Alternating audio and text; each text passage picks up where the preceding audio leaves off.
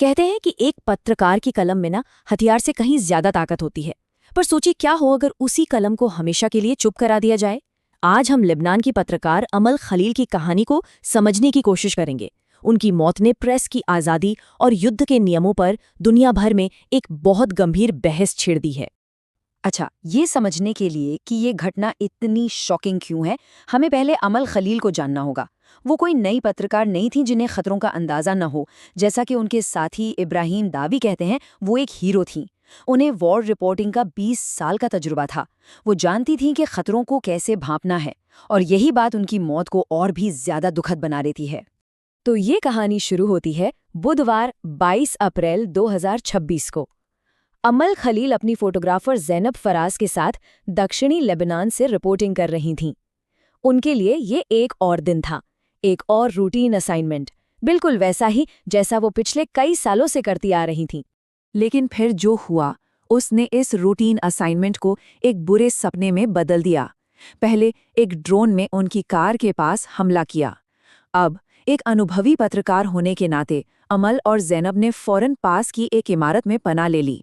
पर हमलावर यहीं नहीं रुके। कुछ ही पलों बाद उसी इमारत पर दूसरा हमला हुआ। ये एक बहुत ही क्रूर रणनीति है, जिसे डबल टैप स्ट्राइक कहते हैं। इसका मकसद अक्सर उन लोगों को निशाना बनाना होता है जो पहले हमले के बाद मदद करने के लिए आते हैं। दूसरे हमले ने उस पूरी बिल्डिंग को मलबे के ढेर में बदल दिया और दोनों पत्रकार अंदर फंस गईं।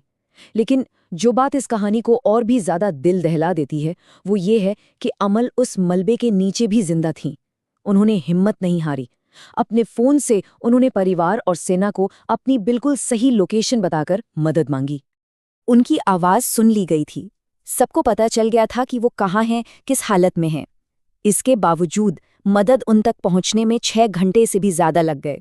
रिपोर्ट्स के मुताबिक इजरायली सेना ने रेस्क्यू टीम को घटनास्थल तक जाने ही नहीं दिया और गुजरता हुआ हर एक मिनट अमल की जिंदगी पर भारी पड़ रहा था। और आखिर में यही देरी जानलेवा साबित हुई। कमिटी टू प्रोटेक्ट जर्नलिस्ट्स की सारा खुदा के ये शब्द इस पूरी त्रासदी को बयान करते हैं। अगर बचाव के काम में रुकावट न डाली गई होती तो शायद अमल को बचाया जा सकता था। बचाव दल ने ज़ैनब फराज को तो निकाल लिया था, लेकिन जब वे अमल के पास पहुंचे तो उन पर गोलियां चलाई गई, जिससे रेस्क्यू का काम और भी मुश्किल हो गया। अमल की मौत सिर्फ एक इंसान की मौत नहीं थी। इसने लेबनान और पूरी इंटरनेशनल कम्युनिटी में गुस्से की लहर दौड़ा दी। और बहुत जल्द ये कहानी सिर्फ एक हमले की नहीं रही, बल्कि ये युद्ध अपराध के गंभीर आरोपों का सेंटर बन गई। लेबनान के राष्ट्रपति जोसेफ आउन ने इसे पत्रकारों को जानबूझकर चुप कराने की एक सोची समझी रणनीति बताया। उनका सीधा आरोप था कि इसका असली मकसद दुनिया को लेबनान में हो रही घटनाओं की सच्चाई जानने से रोकना है। लेबनान के प्रधानमंत्री नवाफ सलाम ने तो और भी सख्त शब्दों का इस्तेमाल किया। उन्होंने इस घटना को एक खुला युद्ध अपराध और मानवता के खिलाफ अपराध करार दिया। ये सिर्फ राजनीतिक बयान नहीं थे, ये बहुत ही गंभीर आरोप थे। और देखिए, जब युद्ध अपराध जैसे शब्द इस्तेमाल होते हैं ना, तो उनका एक खास कानूनी मतलब होता है। इंटरनेशनल लॉ के तहत किसी भी संघर्ष वाले इलाके में मेडिकल या इमरजेंसी वर्कर्स के काम में जानबूझकर रुकावट डालना एक युद्ध अपराध है। अमल के केस में बचाव के काम में हुई वो 6 घंटों की देरी, यही इस आरोप का सबसे बड़ा आधार है।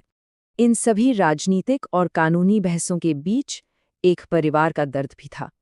अमल के भाई अली खलील की बात हमें याद दिलाती है कि किसी भी पत्रकार को निशाना बनाना सिर्फ एक कानून तोड़ना नहीं है, बल्कि ये सच बताने की हिम्मत पर हमला है। लेकिन सवाल ये है कि क्या अमल की मौत एक अकेली दुर्भाग्यपूर्ण घटना थी, या फिर ये एक बड़े और ज्यादा परेशान करने वाले पैटर्न का हिस्सा है? इस सवाल का जवाब जानने के लिए हमें हाल की कुछ और घटनाओं पर नजर डालनी होगी। ये जो टाइमलाइन आप देख रहे हैं, ये एक बहुत ही चिंताजनक तस्वीर दिखाती है।